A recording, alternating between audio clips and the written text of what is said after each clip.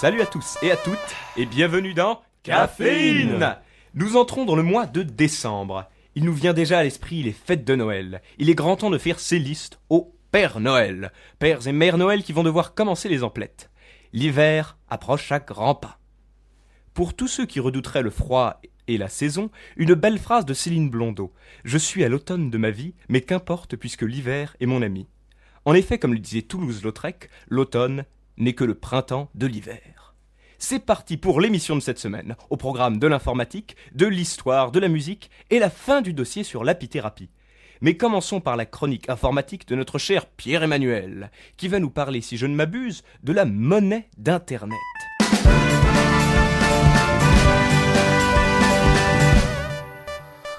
Salut à tous, j'espère pour vous que vous n'avez pas trop froid, car l'hiver semble être en avance. Mais rassurez-vous, les chroniques de Caféine sont là.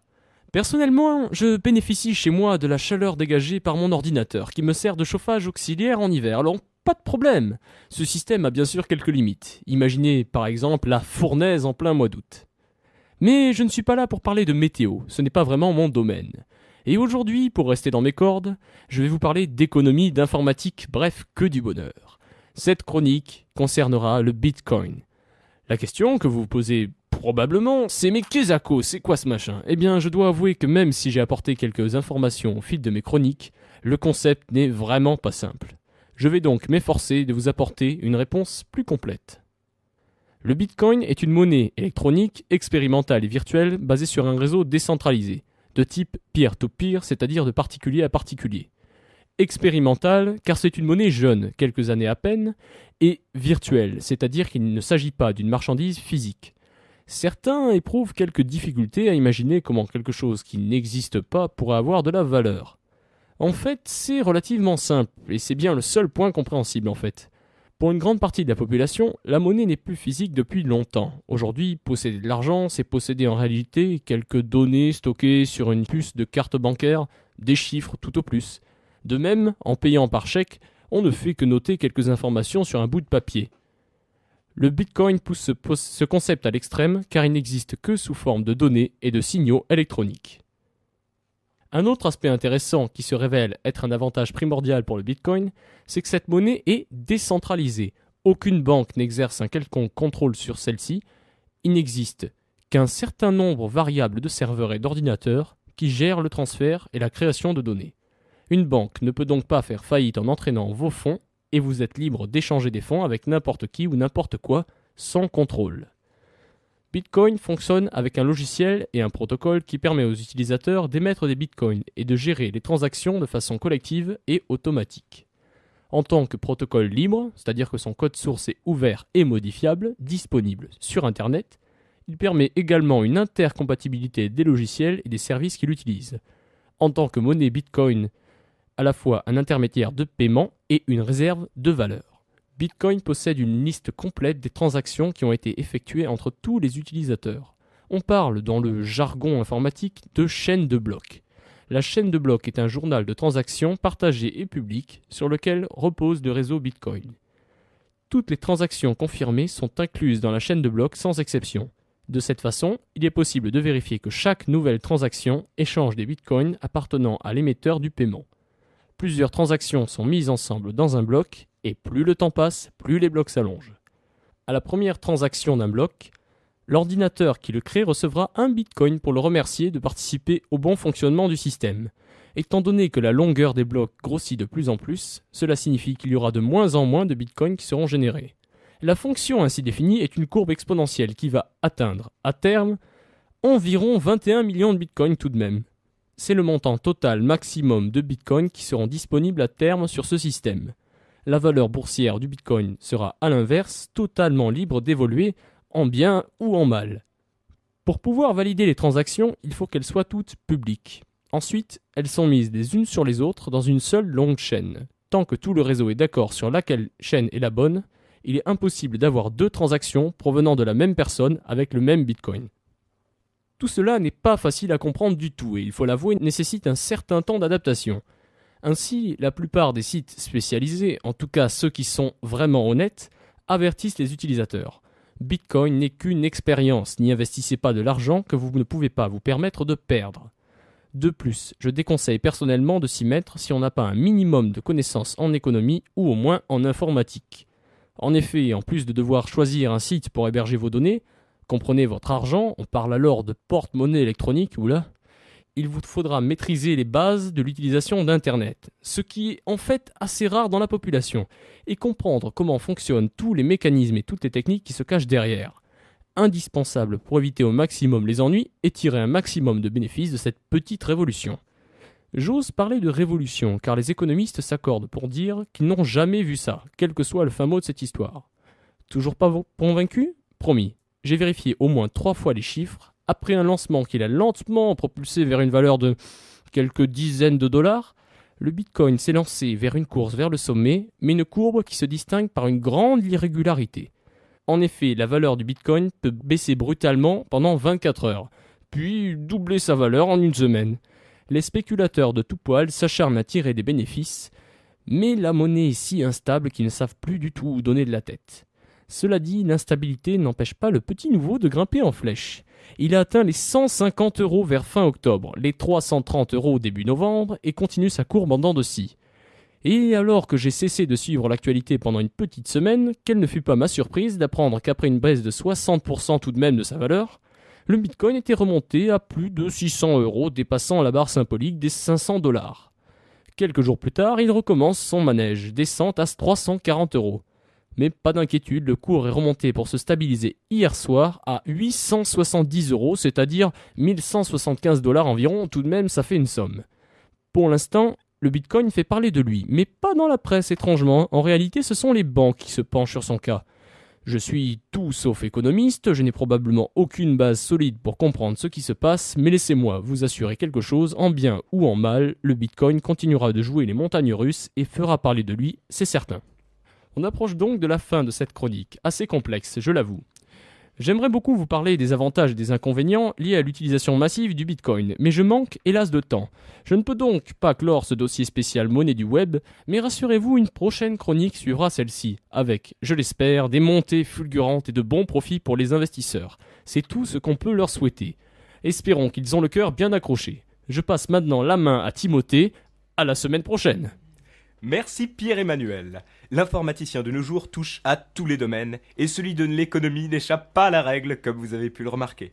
Mais l'histoire, si elle s'appuie désormais beaucoup sur l'informatique, est encore un travail d'investigation sur le terrain ou dans les archives des mairies tout du moins.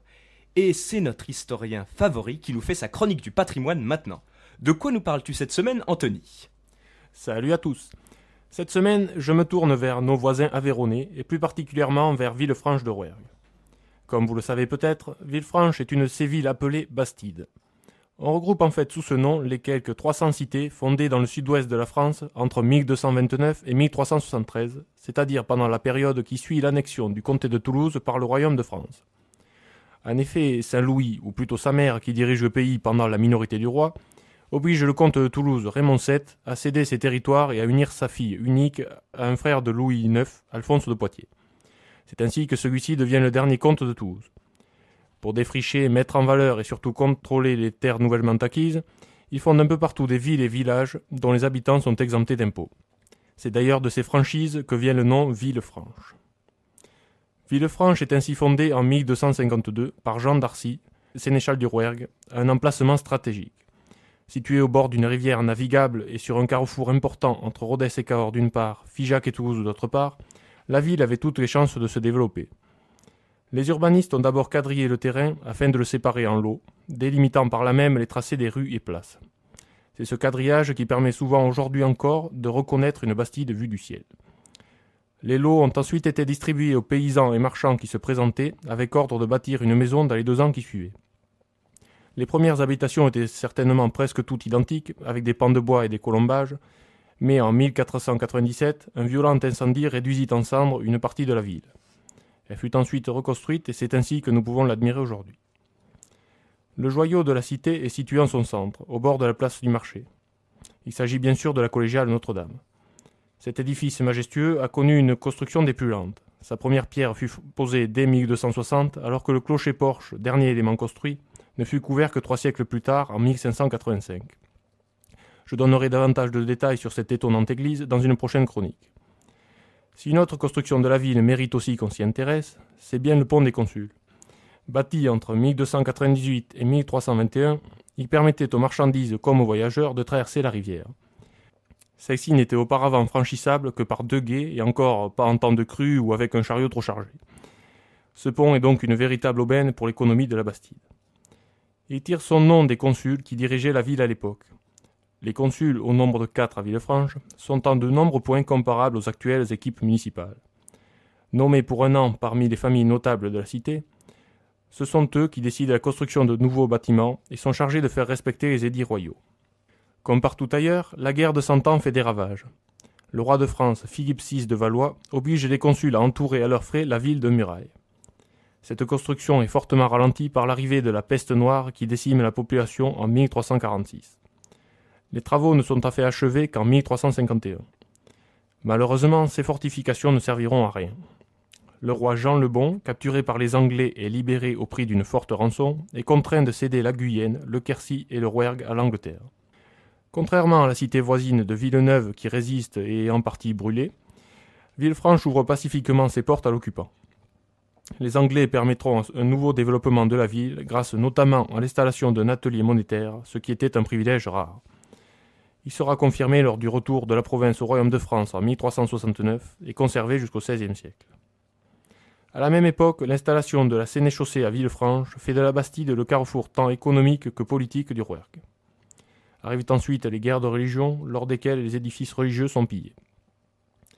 En 1628, la peste s'invite pour la énième fois en Rouergue, obligeant la sénéchaussée à fuir à Sauveterre de Rouergue. Le manque d'hygiène aidant, plus de la moitié de la population, soit tout de même 4000 personnes environ, furent victimes de l'épidémie. Tous les fonctionnaires royaux ayant fui, la cité n'est plus dirigée que par un consul, Jean Roux, et le lieutenant criminel du présidial, Jean de Pomerol. Mais la fin de la peste n'est pas synonyme de la fin de la misère. Le climat des années qui suivent entraîne de mauvaises récoltes et la famine s'installe. Ajoutez à cela des impôts écrasants et vous avez le terreau idéal pour une révolte paysanne peu connue, mais qui préfigurait déjà la révolution de 1789. La révolte des Croquants se déclare à Villefranche en 1643, à la suite de l'insulte faite à un artisan qui refusait de payer la taille, un des impôts les plus importants à l'époque. Aidés d'un maçon et d'un barbier, ils soulèvent la population et occupent la ville. Pris en tenaille par l'armée royale, les révoltés sont défaits et leur chef exécuté. Villefranche atteint son apogée en août 1779 en devenant le siège de l'Assemblée provinciale de Haute-Guyenne, c'est-à-dire la réunion des provinces du Quercy et du Rouergue. Cette assemblée, effective jusqu'en 1790, faisait de la Bastide la capitale d'un territoire immense. La Révolution lui fera perdre son rôle au profit de Rodez. Le XIXe siècle voit l'arrivée de la modernité en Aveyron. Une gare est inaugurée à Villefranche en 1858, après 16 ans de débats autour de ce nouveau moyen de transport qui ne faisait pas l'unanimité. La Grande Guerre, qui provoque l'ouverture d'une usine de grenades à Villefranche, fait également une saignée dans la jeunesse locale. Ce sont 279 soldats qui ne reviennent pas du front. Pendant la Seconde Guerre mondiale, un convoi d'objets d'art en provenance du Louvre, dont la Joconde, font une courte halte à l'abbaye de Locdieu toute proche.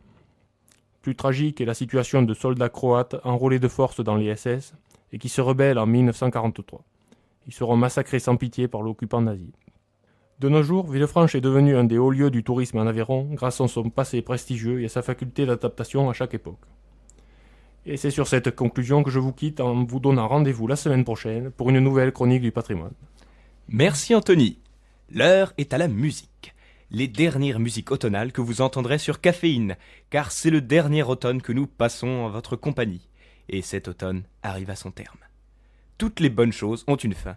Mais l'hiver est notre ami, car si son froid nous rougit les doigts et le nez, la chaleur humaine et la bonne humeur nous réchauffent le cœur. Nous retrouverons bientôt cet ami, mais retrouvons pour le moment celle qui le précède, l'automne. je vous avais cité un très bref extrait d'une œuvre de Gabriel Fauré sur la base d'un poème d'Armand Sylvestre. Je vous propose de découvrir cette œuvre magnifique par l'interprétation qu'en fait un contre-ténor français assez connu, Philippe Jarouski, et son pianiste Jérôme Ducrot. Bonne écoute.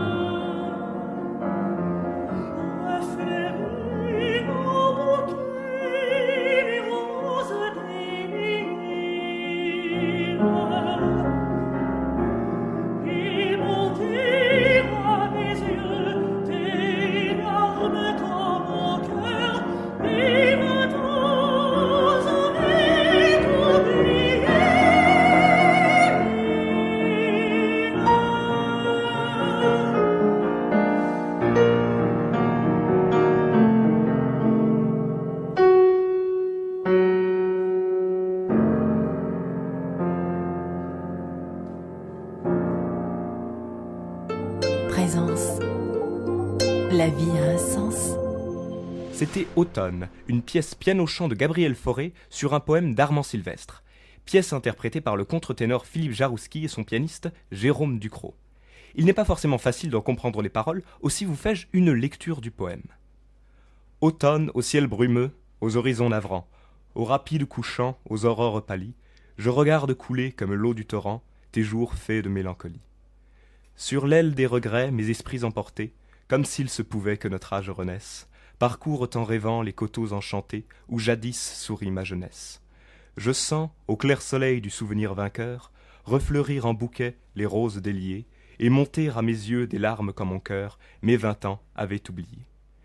Un poème d'Armand Sylvestre, mis en musique par Gabriel Fauré. Mais passons à la chronique Bliss et Natura.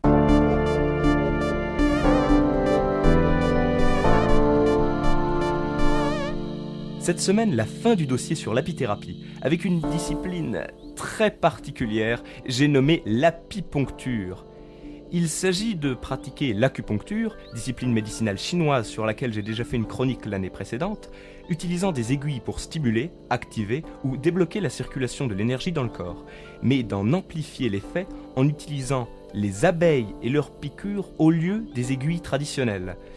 On peut déjà avoir de forts a priori sur l'acupuncture que l'on pense très douloureuse, ce qui n'est pas le cas, j'ai testé. Mais alors, l'apipuncture, se faire piquer par des abeilles, et pourtant il paraît que ce n'est pas si douloureux. Et si elle peut être utilisée à l'image de l'acupuncture comme une médecine préventive, son usage le plus remarquable est le traitement de maladies telles la sclérose en plaques, l'épilepsie, l'incontinence et les troubles arthritiques, entre autres. Le patient est piqué sur un point d'acupuncture avec le dard d'une abeille femelle de la classe ouvrière. Cette piqûre, peu douloureuse, dit-on, entraîne l'injection dans le sang d'un venin relativement puissant, mais dont les vertus se révèlent étonnantes. En effet, il se compose d'un mélange d'eau à 85% et de matières bénéfiques pour notre organisme, à hauteur de 15%. Outre les protéines et les acides aminés, cette substance comporte des phospholipides. Les phospholipides sont les constituants essentiels des membranes cellulaires et des composants volatiles. Une fois injecté dans l'organisme, ce venin tonifie les tissus, stimule l'organisme et renforce le système immunitaire. Le venin injecté lors d'une séance d'acupuncture traverse l'organisme et lutte contre les globules blancs qui attaquent la myéline, une substance protectrice des fibres nerveuses. Cette action permet de bénéficier d'une sorte d'auto-immunisation contre de nombreuses maladies. Lors de la piqûre, le venin reconstruit la myéline endommagée autour des fibres nerveuses et régénère les axones agressés. La reconstruction de la myéline permet à la cellule nerveuse de se parer en vue d'une nouvelle attaque des bactéries et des virus. Grâce à l'optimisation du système immunitaire, l'acupuncture modifie le message nerveux, favorisant ainsi le déblocage des muscles. Toutefois, et malheureusement, le traitement par acupuncture et par l'apithérapie en général ne convient pas à tout le monde. Avant d'y recourir, il convient de suivre quelques étapes. Tout d'abord, il faut consulter un allergologue pour s'assurer qu'aucune réaction allergique n'adviendra. Sachez en effet qu'une piqûre d'abeille peut être fatale pour une personne allergique. Après l'accord de l'allergologue, vous pourrez contacter les spécialistes en apipuncture. Ils vous renseigneront sur le traitement adapté à votre cas. Un suivi médical est nécessaire pour vérifier l'efficacité du traitement. En raison de possibilités d'allergie donc, l'apipuncture demeure proscrite dans le traitement de certaines maladies cardiovasculaires et de l'asthme. Elle est également contre-indiquée chez les femmes enceintes et les patients souffrant de malnutrition avancée. Mais c'est une discipline malgré tout extrêmement intéressante, notamment par sa capacité à traiter des maladies que l'on dit parfois incurables ou qui défraient la chronique, comme la sclérose en plaques ou l'arthrose. On parle énormément de la sclérose en plaques ces derniers temps. Eh bien, l'apipuncture se présente comme un remède à cette affliction. Je vous propose un extrait du témoignage d'une certaine Maryse Pioche, consultable sur Internet. Pour soigner ma sclérose en plaques, j'ai d'abord commencé par le régime alimentaire du docteur Jean Seignalet et je le continue toujours aujourd'hui. Ceci est très important. J'ai consommé chaque matin les produits de la ruche, gelée royale, pollen, miel et propolis, certifiés français, après avoir fait un test d'allergie qui s'est avéré négatif chez un médecin allergologue. J'ai alors commencé l'apipuncture avec venin d'abeille. Au début, les piqûres étaient appliquées directement sur les parties douloureuses de mon corps. Puis, un apithérapeute m'a conseillé pour plus d'efficacité de les appliquer sur certains points d'acupuncture parfois très éloignés de la zone douloureuse, comme c'est souvent le cas donc en acupuncture. Un temps de repos de 5 à 10 minutes en position allongée est nécessaire après chaque séance. La chaleur détruisant l'efficacité du venin, il est conseillé de ne pas prendre de bain chaud ou de s'exposer au soleil les jours où l'on se fait piquer. Au début de la thérapie, il m'avait été conseillé de consommer de la vitamine C naturelle, acérola, afin d'éviter les coups de fatigue. De même, l'application d'un glaçon avant et après les piqûres complètes permet d'en réduire la douleur. Mais ceci devient vite inutile, car la douleur s'atténue. Les séances se déroulaient toujours dans le calme afin de réduire le stress durant les premières séances. La consommation d'alcool est à éviter, surtout le jour de la séance de piqûre. Elle a arrêté l'apipuncture depuis l'année 2010, car elle n'en éprouve plus la nécessité et est en pleine forme. Des examens d'IRM cérébral et médulaire sont très satisfaisants et ils ne montrent aucune anomalie. Un témoignage, je ne vous l'ai lu qu'en partie, constructif et au bilan positif. En effet, elle dit être en pleine forme et ne plus avoir besoin de l'apipuncture, alors qu'elle souffrait auparavant de la sclérose en plaques. Une médecine aux effets très intéressants, mais pas forcément très accessible. Si vous souffrez des maladies comme l'arthrose ou la sclérose en plaques, vérifiez que vous n'êtes pas allergique ou potentiellement allergique aux produits de la ruche, et si c'est sans danger, lancez-vous. C'est une discipline pleine d'espoir, quoiqu'elle ne jouisse pas encore d'une grande reconnaissance, comme l'apithérapie dans son ensemble. Une médecine informelle et peu reconnue, en France tout du moins, mais qui est pleine d'avenir. Et si l'apipuncture est un peu compliquée d'accès, miel, propolis et gelée royale sont en revanche des produits simples d'acquisition et d'utilisation, et dont il serait dommage de se priver. Voilà qui clôture le dossier sur l'apithérapie, bien que je pense vous faire une brève synthèse la semaine prochaine. Voici, pour terminer la chronique, Bliss et Natura. Caféine! C'est tout pour cette fois-ci. Vous pouvez retrouver cette chronique en podcast ainsi que quelques liens et infos supplémentaires sur notre page Facebook. Notre profil est Caféine Figeac. N'hésitez pas à nous laisser vos commentaires, vos impressions, vos critiques, vos suggestions. À la semaine prochaine et bonne soirée sur Radio Présence.